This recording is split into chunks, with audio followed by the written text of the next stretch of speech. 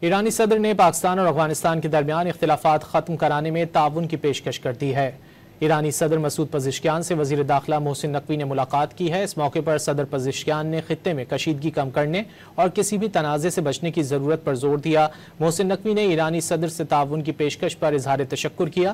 Tehran میں اقتصادی تعاون تنظیم کے وزرائے داخلہ اجلاس کے موقع پر محسن نقوی کی اغوان نائب وزیر داخلہ ابراہیم صدر سے بھی ملاقات ہوئی۔ اس موقع پر ایرانی ٹی وی سے گفتگو میں وزیر داخلہ محسن نقوی کا کہنا تھا کہ اختلافات تو گھروں میں بھی ہوتے ہیں، برادر ملکوں کی طرح انہیں مذاکرات کے ذریعے حل کر لیا جائے گا۔ ایرانی صدر نے پاکستان اور افغانستان کے درمیان اختلافات ختم کرانے میں تعاون کی پیشکش کر دی ہے۔